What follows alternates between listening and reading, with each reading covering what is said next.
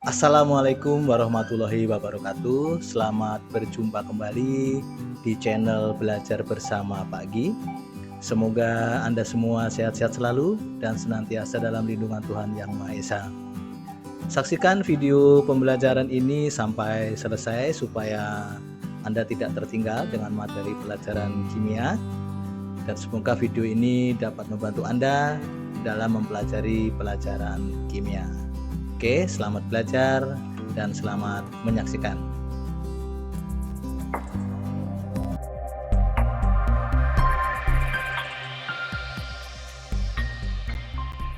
Pada video kali ini saya akan membahas materi tentang kesetimbangan kimia bagian pertama, yaitu akan membahas tentang pergeseran kesetimbangan, kemudian kesetimbangan dinamis, jenis-jenis kesetimbangan, hukum kesetimbangan, dan faktor-faktor yang mempengaruhi kesetimbangan kimia.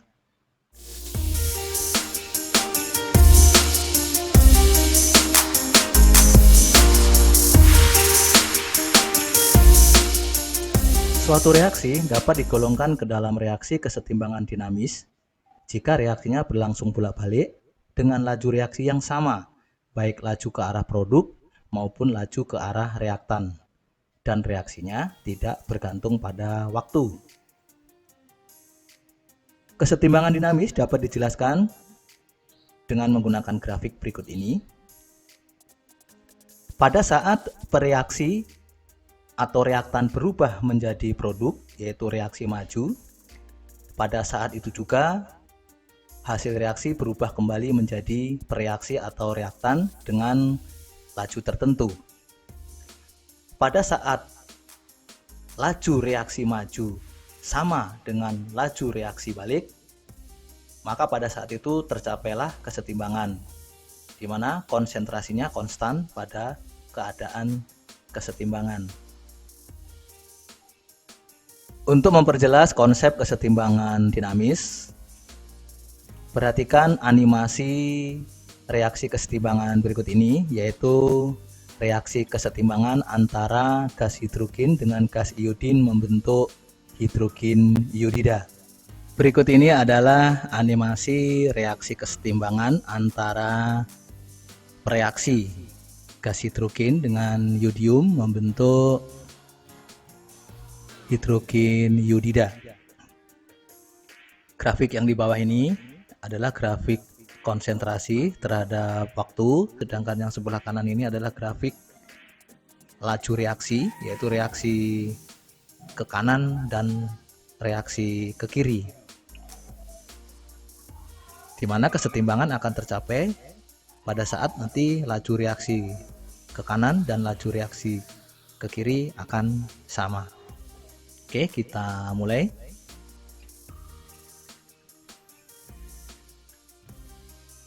Nah, di sini laju reaksinya terus berjalan. Nah, sedikit lagi.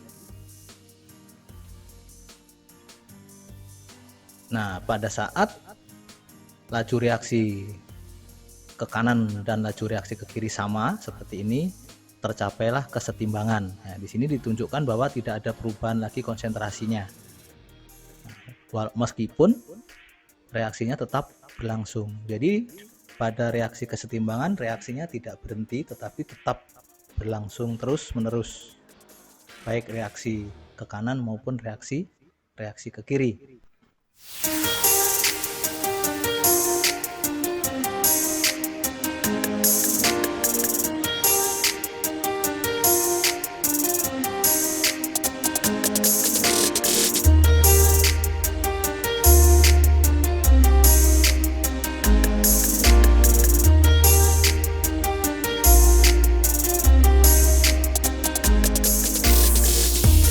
Berdasarkan animasi tadi dapat ditarik kesimpulan bahwa kesetimbangan dinamis itu memiliki ciri-ciri. Yang pertama, laju reaksi maju, yaitu laju reaksi ke arah produk sama dengan laju reaksi mundur atau reaksi balik, yaitu reaksi ke arah reaktan kembali. Kemudian reaksinya dua arah, yaitu reaktan menjadi produk dan reaksi produk menjadi reaktan. Perubahan secara mikroskopis terus terjadi dalam campuran untuk menjaga komposisi tetap seimbang. Artinya bahwa setelah tercapai kesetimbangan, reaksinya tidak berhenti, tetapi reaksi tetap berlangsung terus-menerus.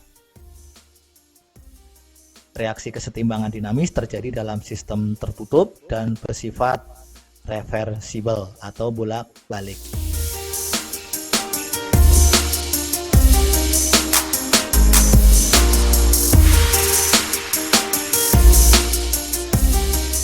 Ada dua jenis atau tipe reaksi kesetimbangan kimia, yaitu kesetimbangan homogen dan kesetimbangan heterogen. Pada kesetimbangan homogen, reaktan dan produk semuanya dalam fase yang sama, sedangkan pada kesetimbangan heterogen, salah satu zat atau lebih berada dalam fase yang berbeda. Perhatikan contoh berikut ini. Berikut ini adalah contoh reaksi kesetimbangan homogen, di mana yang pertama reaksinya adalah dalam fase gas dan hasil reaksinya juga gas. Reaksi yang kedua, reaksinya berfase larutan atau aki, dan hasil reaksinya juga fasenya larutan atau aki.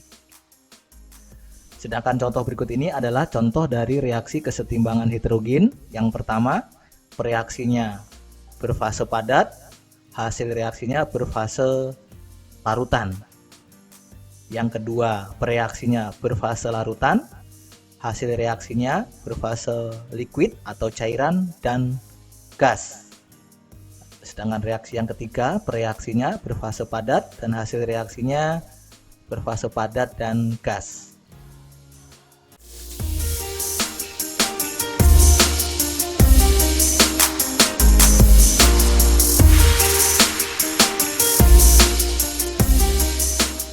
Menurut Goldberg dan Weitz, dalam keadaan kesetimbangan pada suhu tetap, hasil kali konsentrasi zat-zat hasil reaksi dibagi dengan hasil kali konsentrasi pereaksi yang sisa, di mana masing-masing konsentrasi itu dipangkatkan dengan koefisien reaksinya adalah tetap.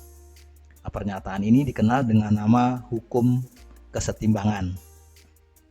Dari persamaan reaksi kesetimbangan kimia berikut ini, yaitu antara A plus B membentuk C dan D, tetapan kesetimbangan konsentrasi atau Kc sama dengan hasil kali konsentrasi zat-zat hasil reaksi, berarti konsentrasi C dipangkatkan dengan koefisien reaksi dikalikan dengan konsentrasi D dipangkatkan koefisien reaksinya, kemudian dibagi dengan hasil kali konsentrasi pereaksinya, yaitu konsentrasi A dipangkatkan dengan koefisiennya dikalikan dengan konsentrasi B dipangkatkan koefisien reaksinya, di mana Kc adalah tetapan kesetimbangan konsentrasi, A adalah konsentrasi zat A dalam mol per liter atau molaritas, jadi konsentrasi molaritas satuannya mol per liter. B adalah konsentrasi zat B, C konsentrasi zat C, dan D adalah konsentrasi dari zat D. Zat yang dimasukkan dalam tetapan kesetimbangan konsentrasi atau Kc adalah zat yang berbentuk gas dan larutan atau aki saja, karena konsentrasi zat padat dan zat cair adalah tetap. Berikut ini adalah beberapa tetapan kesetimbangan konsentrasi atau Kc dari reaksi kesetimbangan. Yang pertama, tetapan kesetimbangan konsentrasi atau Kc dari reaksi kesetimbangan homogen, yaitu 2SO2 dalam bentuk gas plus O2 dalam bentuk gas. Jadi semua fasenya gas. Nah, maka Kc-nya dapat ditulis Kc sama dengan konsentrasi hasil reaksi dipangkatkan koefisien, yaitu konsentrasi SO3 dipangkatkan 2 dibagi dengan hasil kali konsentrasi pereaksinya, yaitu konsentrasi SO2 dipangkatkan koefisien dikalikan konsentrasi O2.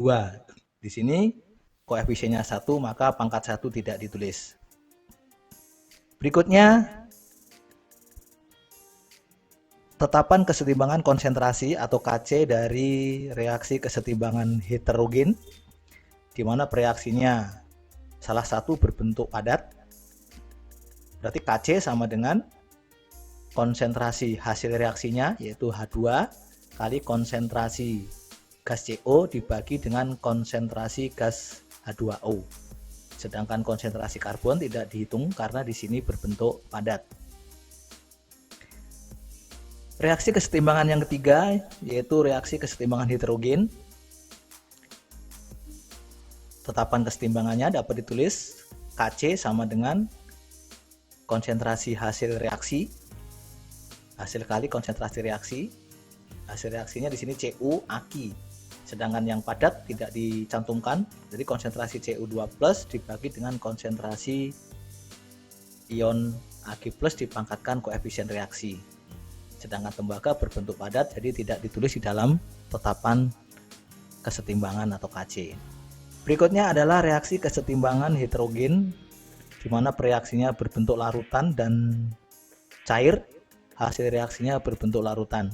Maka Kc-nya dapat ditulis yaitu konsentrasi hasil reaksinya yaitu CH3COH dikalikan konsentrasi OH. Kebetulan di sini koefisiennya masing-masing 1, jadi tidak ditulis, dibagi dengan konsentrasi reaksinya yaitu CH3COO-. Sedangkan H2O liquid tidak dicantumkan di dalam tetapan kesetimbangan.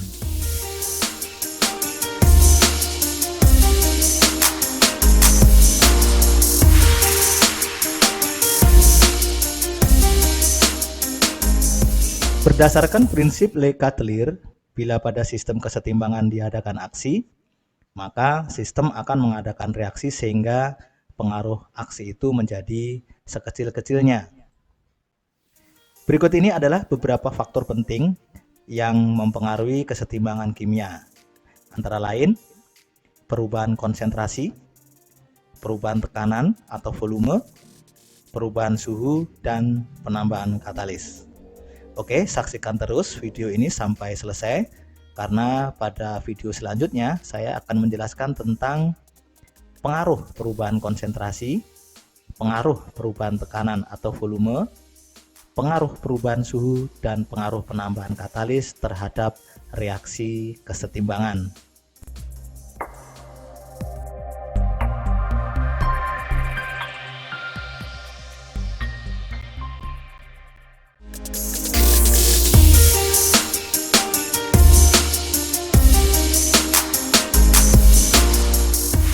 Jika konsentrasi salah satu zat diperbesar, maka kesetimbangan akan bergeser menjauhi zat tersebut.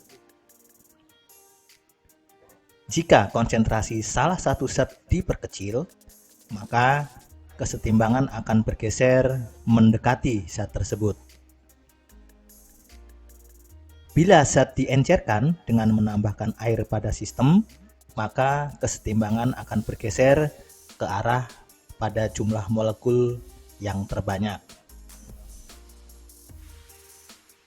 Perhatikan contoh berikut ini. Ke arah mana kesetimbangan akan bergeser bila pada reaksi kesetimbangan berikut ini? Yang pertama, ditambah gas SO2, artinya memperbesar konsentrasi SO2. Kemudian gas SO3 ditambah, artinya memperbesar konsentrasi SO3. Berikutnya adalah gas O2 dikurangi, artinya memperkecil konsentrasi O2. Yang keempat, gas SO3 dikurangi, artinya memperkecil konsentrasi SO3. Oke, kita tinjau berdasarkan prinsip Le Chatelier, yaitu gas SO2 ditambah.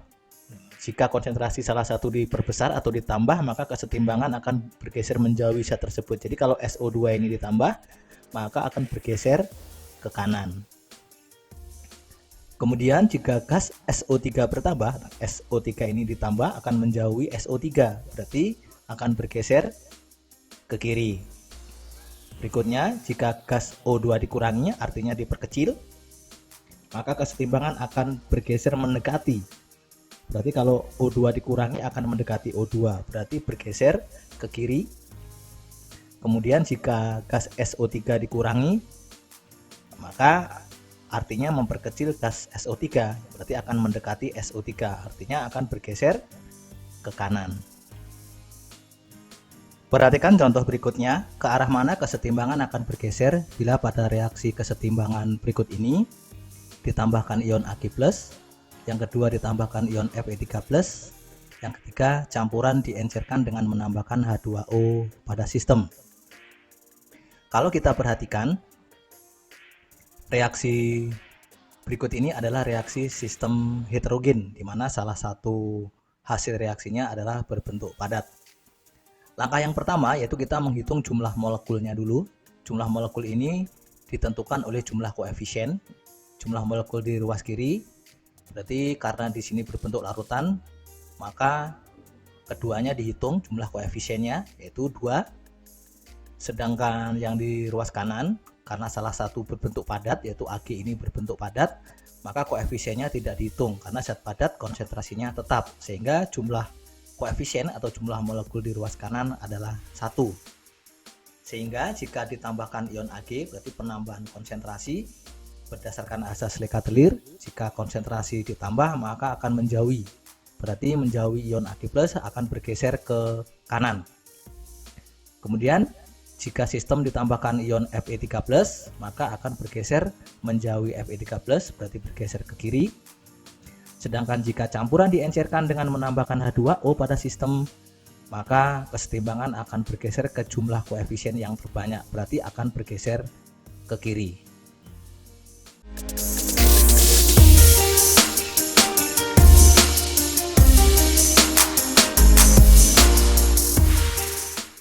Jika tekanan diperbesar atau volumenya diperkecil, maka kesetimbangan akan bergeser ke arah jumlah koefisien reaksi yang kecil.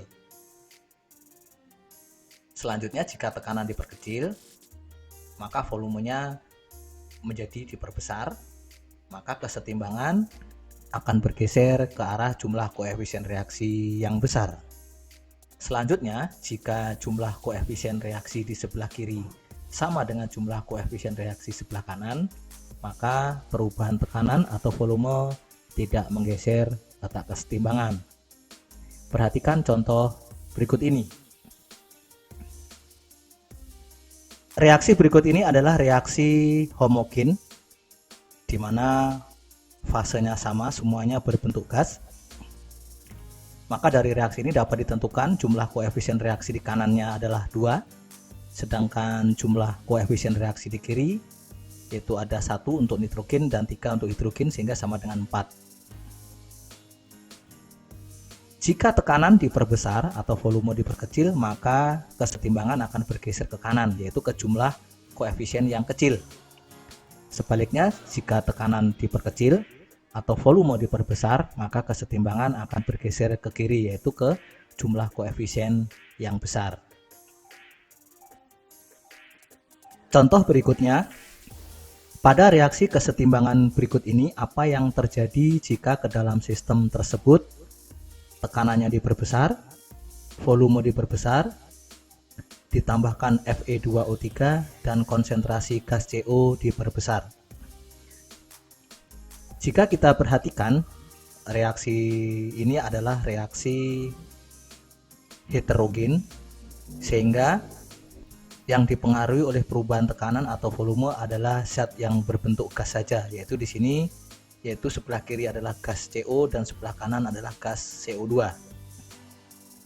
Jika tekanan diperbesar, artinya volumenya akan menjadi kecil, maka reaksi akan bergeser ke jumlah koefisien yang kecil, yaitu koefisien yang berwujud gas. Nah, perhatikan di sini yang berwujud gas adalah CO, koefisiennya 3, dan CO2 koefisiennya juga 3. Ternyata yang berwujud gas di sebelah kiri dan kanan jumlah koefisiennya sama, maka tekanan atau volume tidak mempengaruhi reaksi kesetimbangan. Selanjutnya, jika volume diperbesar. Jika volume diperbesar akan menggeser ke reaksi dengan jumlah koefisien yang besar, yaitu koefisien reaksi yang berwujud gas. Nah, ternyata di sini jumlah koefisiennya sama, berarti tekanan atau volume tidak mempengaruhi reaksi kesetimbangan, jadi tidak akan menggeser kesetimbangan. Selanjutnya jika ditambahkan dengan Fe2O3. Karena Fe2O3 ini berwujud padat, maka tidak akan menggeser reaksi kesetimbangan karena zat padat konsentrasinya tetap. Selanjutnya, jika konsentrasi gas CO diperbesar, maka reaksi akan bergeser ke kanan, yaitu menjauhi zat yang ditambahkan konsentrasinya.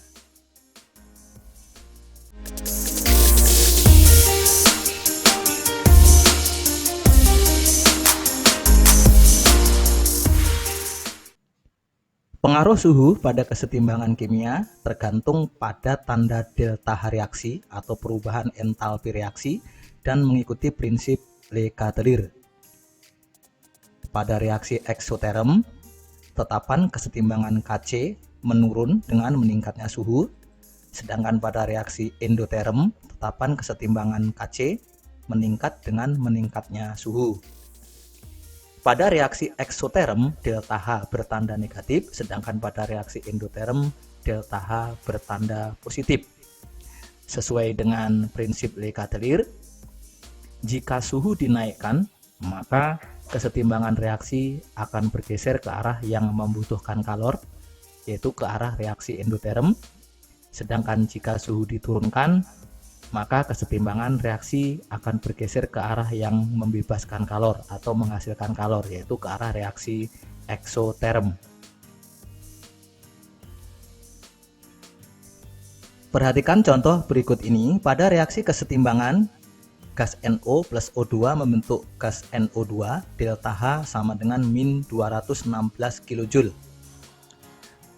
Perhatikan bahwa reaksi ke kanan adalah eksoterm karena di sini delta H-nya negatif. Jadi delta H negatif artinya yang ke kanan eksoterm, sedangkan yang ke kiri adalah reaksi endoterm. Sesuai dengan prinsip Le Chatelier, jika suhu dinaikkan, maka kesetimbangan reaksi akan bergeser ke kiri, yaitu ke arah yang membutuhkan kalor, yaitu ke arah reaksi endoterm. Jadi kalau suhu dinaikkan, maka kesetimbangannya akan bergeser ke arah reaktan. Kemudian jika suhu diturunkan, maka kesetimbangan reaksi akan bergeser ke kanan, yaitu ke arah yang membebaskan kalor, yaitu ke arah reaksi eksoterm. Artinya bahwa jika suhu diturunkan, maka hasil reaksi dari NO2 akan menjadi lebih besar karena akan bergeser ke kanan. Contoh berikutnya, reaksi pembuatan belerang trioksida adalah reaksi eksoterm, yaitu SO2 plus O2 membentuk SO3. Produksi belerang trioksida dapat ditingkatkan dengan cara apa? Ada 4 pilihan di sini. Oke, kita bahas. Agar reaksi kesetimbangan bergeser ke arah SO3, artinya berarti bergeser ke kanan, maka kalau kita lihat di sini, koefisien di sebelah kiri itu ada 3, sedangkan koefisien di sebelah kanan ada 2. Maka tekanannya diperbesar. Kalau tekanan diperbesar, volumenya menjadi diperkecil karena jumlah koefisien di sebelah kanan lebih kecil dibandingkan di sebelah kiri. Jadi di sebelah kanan ada 2, di sebelah kiri jumlah koefisiennya 3. Kemudian karena reaksi ke kanan adalah reaksi eksoterm, maka supaya bergeser ke kanan yaitu dengan cara menurunkan suhu. Jadi jawaban yang tepat adalah jawaban 1 dan 3.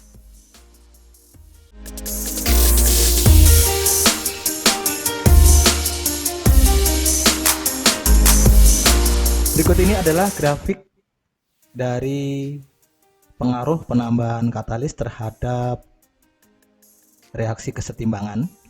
Nah, di sini yang berwarna hitam tanpa katalis, sedangkan yang berwarna merah ini adalah reaksi kesetimbangan dengan katalis.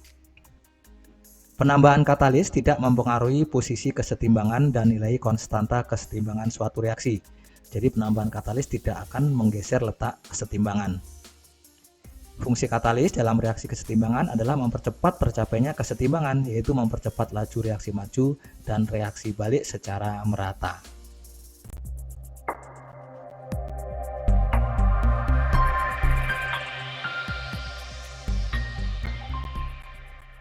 Demikian tadi pembahasan materi hari ini. Sebelum saya akhiri, ada pertanyaan yang harus Anda jawab sebagai tugas pembelajaran untuk hari ini. Adapun pertanyaannya adalah sebagai berikut.